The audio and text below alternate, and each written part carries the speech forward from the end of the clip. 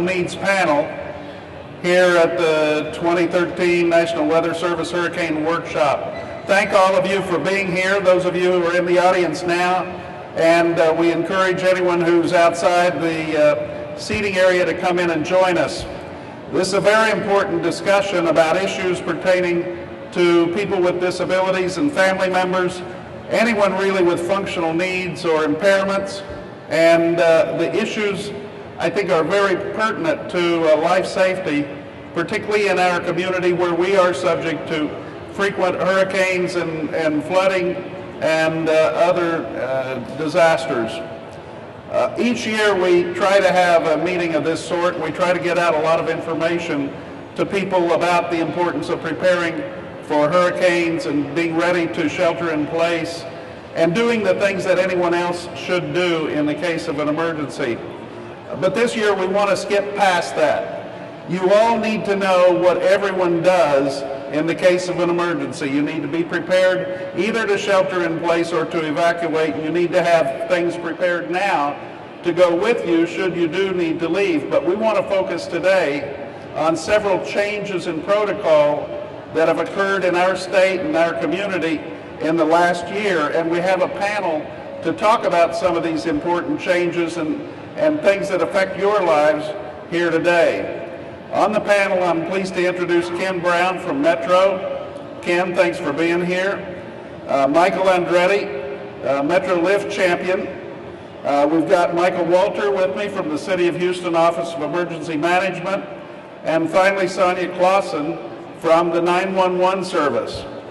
And each one of us has important information to share with you. We're going to talk about power. People with disabilities, many of us depend on power. We're going to talk about how to deal with that. We're going to talk about information and communication in the midst of a disaster and preparing for it, and also transportation. So, to begin with, let me simply say that power is a function of our lives that we often take for granted. But in the case of a disaster, even in case of a bad storm in Houston, some of us find ourselves without power. You need to be prepared to substitute for the power if your lives depend on it. And certainly one way to do that is if there's a predictable disaster, if there's a hurricane in the Gulf and your life depends on power, if you use a respirator, if you have chemo and require a pump that's powered by electricity, even if you use a battery-powered wheelchair and you have to charge your wheelchair, you should think about evacuating before the storm. I'm talking about 3 days before we ever talk about where it's going to hit exactly. Think about leaving town, going to stay with family members in Austin, San Antonio, Dallas, somewhere away from the coast. You can take a short vacation, whatever, but do think about getting out of town if there's a disaster imminent in the Gulf. And then you need to have a community of support. People need to know if you're without power and you need it. So you need family members to check on you. You need neighbors to check on you. You need your church companions to check on you. You need to make yourself aware, and we'll talk more about how to do that in a few minutes. You need to have backup power if it's necessary. Some of you may be able to stock some batteries, not a lot, because there's a danger in doing so, but a few batteries just to get yourselves together and out, and maybe wait until the emergency services arrive. But power is something that we all depend on and we all take for granted. So if you have a disability and you're power dependent, try to find some solution to back you up in the case of an emergency. First responders want to know where you are, and if you're without power, they need to know who you are and where you are. And there have been some changes in the way we collect information about people so that we can provide emergency services to them should the power go out or should other disaster-related things occur to you. And let me ask Michael to talk about that a little. All right, well, thank you, Lex. Again, my name is Michael Walter. I'm with the City of Houston's Office of Emergency Management. And one of the things that we've been working with our statewide partners all across Texas is the development of a program that replaces what you might know as the Transportation Assistance Registry. This program was initially designed to help our residents here in the coastal Southeast Texas area and all throughout coastal Texas to be able to register if they needed assistance in evacuating during a hurricane.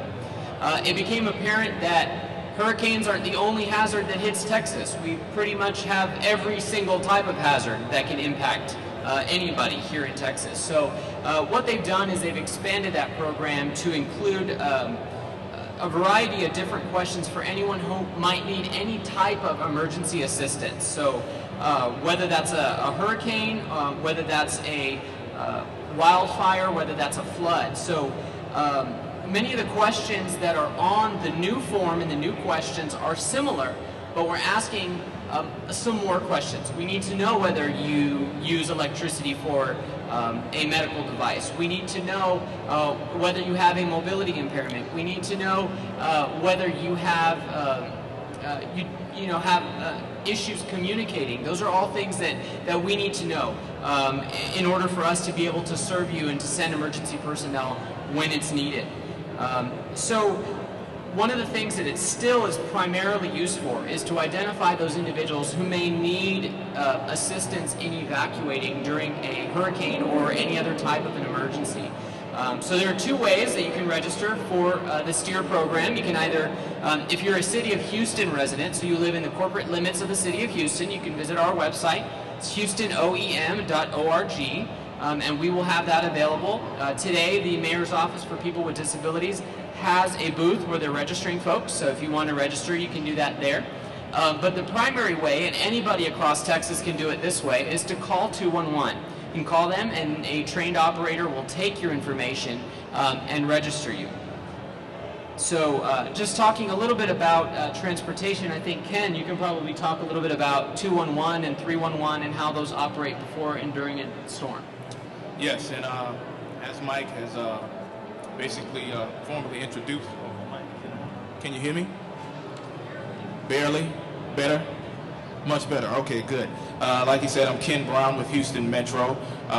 As you would know, Metro's responsibility is mass transit. So our focus in our section, our area, is the transportation branch of the hurricane evacuation process.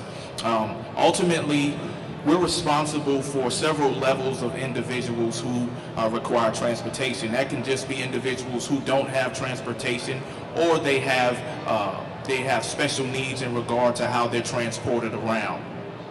As far as what you need to understand and know prior to that evacuation process is you need to make sure that you are prepared, as Lex proclaimed earlier. You also need to make sure that you have registered yourself on 211. It's an opportunity for you to plan ahead to make sure that your needs are going to be met just in case that there is a need for an evacuation. The 311 process that Metro mans at the City of Houston building is actually the last part, that's the last minute preparation process, meaning if you call 72 hours out from the storm to 311, you will basically get lumped in with thousands of other individuals who want to evacuate their homes. This process is a very taxing process, so we always encourage individuals to go ahead and register themselves beforehand to avoid getting caught in the crowd. As far as what you need to make sure that you have with you before you evacuate, if you have any medicines, if you have any medical devices that you need to have with you, need to make sure you have those secured and you are prepared to be evacuated from your homes on time. Ultimately, there's a great concern for pets. Pets are always a big issue for us. We are transporting pets, but they are pets of a particular size, not large, very large pets like horses. We've even had individuals try to transport an alligator.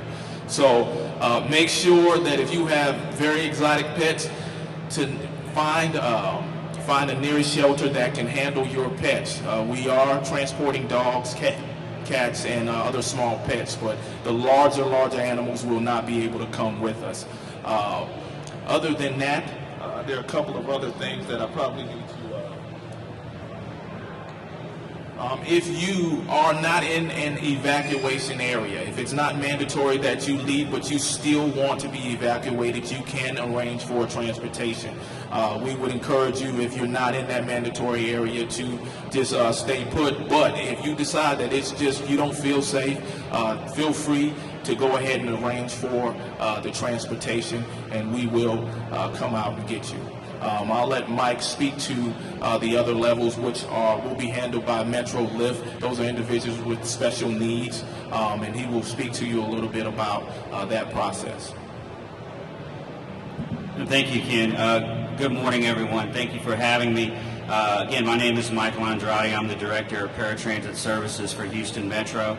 I want to talk to you a little bit about the evacuation process. As Lex and Ken talked before, it's very important, again, to register with 211 so that they know exactly what your needs are.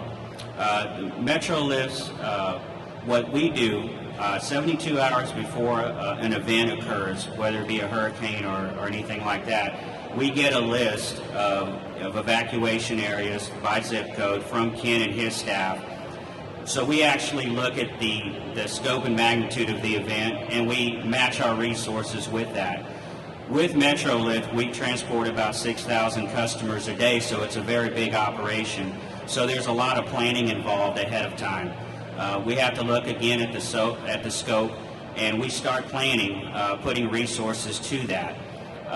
72 hours out, what we'll start doing is ramping down our regular METROLIFT services and ramping up our evacuation services. So it's very important for you to register. It's very important for you to give all your information ahead of time so that we know exactly what type of vehicle we need to send to you to get you transported. It also is very important to have your things together and ready to go whenever we do make that call and say, okay, Ms. Johnson, we're ready to come pick you up. It's real important that you have your things ready to go at that time. Some of the other things we do at METROLIFT, again, is we transport customers with special needs. So again, you're probably wondering, well, after the event, how do we also help in that area? So what we do is we start looking at the safety aspect of it, and as soon as we're able to get our vehicles back out on the road, that's when we'll start resuming our services with METROLIFT. Again, we're doing also dual services, so we'll have our METROLIFT service out on the street, and we'll also have our resumption service back on the street where we may be needing to transport people back to their homes. So again, it's real important to understand that being prepared, having a plan A, a plan B, and a plan C ahead of time will help in the evacuation process and getting you back to your home after the event. Thank you. Thank you, Michael. Thank you, Ken. If you do have a severe functional impairment, a mobility-related disability, please do register with 211 in order for you to be able to get evacuation and transportation assistance. If you are not registered with METROLIFT, I would encourage you to also do that. So you're on the METROLIFT rolls. Even if you don't use the service, it's good to be registered and to be eligible for it if you have a severe mobility impairment. Now, everyone with a disability needs to register with 211, even though you may not have a transportation-related need. If you have a communications-related need, if you have a sensory disability, a cognitive impairment, any type of disability, I encourage you to register with 211. Because we had so many people registered in the Gulf Coast area before Hurricane Ike, we were able to prevent a lot of challenges that could have impaired people with disabilities in their efforts to recover. Obviously, it was a bad storm and many people had to face recovery for weeks and weeks, but people could have been injured and killed had they not been registered for 211. It helped to evacuate many, many people. So please register for 211. Communications is vital in the face of a disaster. You need to watch your television. You need to listen to the radio. If the power goes out, you need to have a battery-operated radio or one that you can crank and hear emergency announcements. You need to let people know where you are, and the 211 system will help with that. Let me ask Sonya Clauson from 911 to talk about the relationship between emergency calls and the 211 service. Sonya? Great, thank you very much for having me today. Our message with 911 is simple. It's to know how to dial 911 with the phone you own. The other one is help 911 help you. Remember, in the time of emergency, everyone is in a different type of situation. Phone lines can be overloaded, so it's important to save the phone lines for true emergencies. That's our first message. Know how to dial 911 with the phone that you own. If you happen to have a landline, that's still going to be the best way to reach 911 in an emergency. If you do not have a landline, make sure that your cell phone is charged. And then, as I said, help 911 help you. That means when you have an emergency and you need some type of rescue assistance, you need to provide as much information as possible, such as your location information. Okay, finally, what if you are hard of hearing or deaf? We now have a service specifically for the deaf and hard of hearing community so that they can reach 911 in an emergency. All they need to do is go to our website at 911.org, or you can go to the website text.911.org. We have some information up here and at some of the other booths. What that does is provide the ability for the hard of hearing community to text to 911 if they have an emergency. This is a brand new service that we're pleased to provide for this community so that they can get emergency assistance when they need. Sonya, thank you. Michael, could you say more about the issues pertaining to communications? Sure. Well, my job as public information officer for the city is to allow the city, to help the city and the mayor communicate with you during an emergency. So one of the things that we're really focusing on is making that information accessible in a variety of different ways. There are many folks in Houston who do not speak English, so we are trying to ensure that we have that information available in multiple different languages.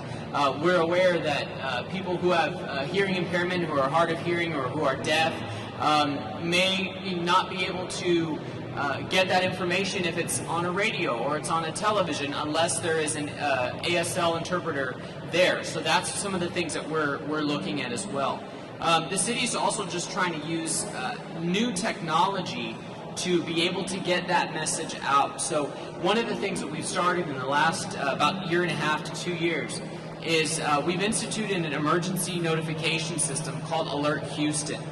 You can go online to houstonoem.org, register online, and that will send you an email ahead of any type of large-scale emergency. So if we have a storm forming in the Gulf that's threatening Houston, or we have severe weather that's rolling into the city, if we have some other type of maybe civil emergency, some sort of unfortunately terrorist type of activity that's affecting the entire city, then Alert Houston will be there to notify you. So you can again register at houstonoem.org for that. One of the things that we have now been able to work with 911 on is the emergency notification system.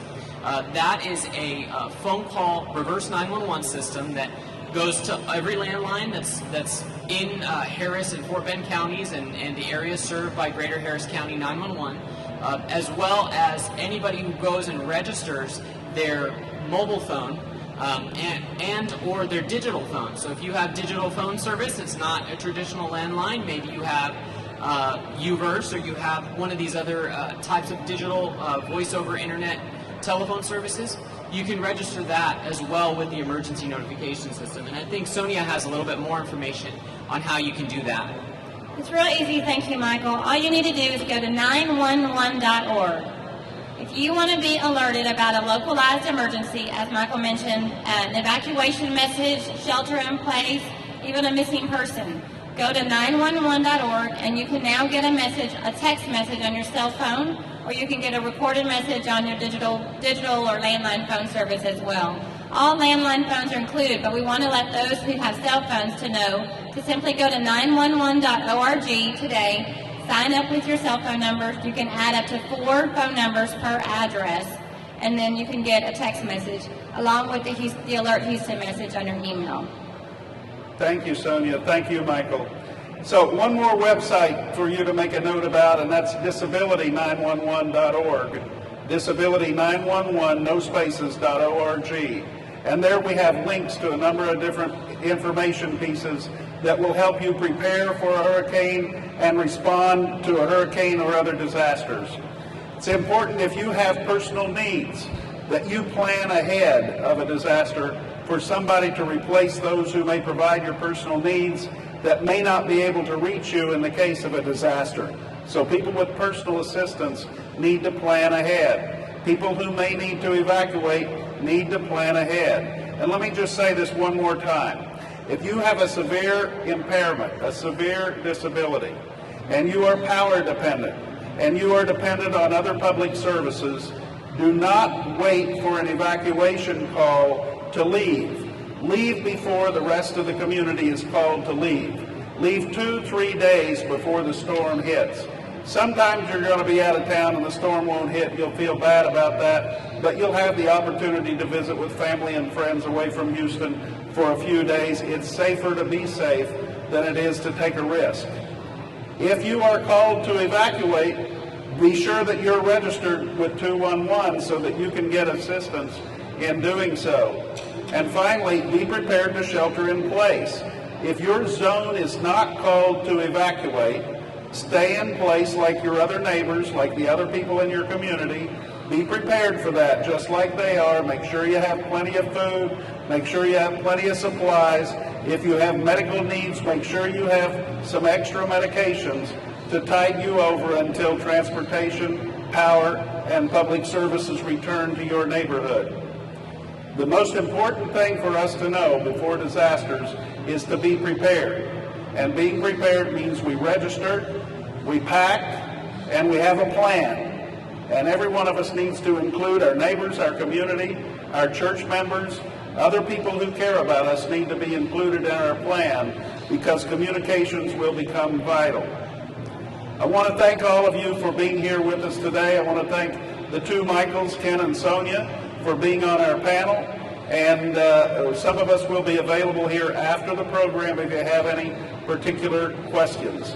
There is a booth that's operated by the Houston Mayor's Office on Disability and the Houston Commission on Disability. It's here in the hall. Please visit the booth. There'll be more information available to you there. Again, thank all of you for coming and be prepared. Have a great day. Bye-bye.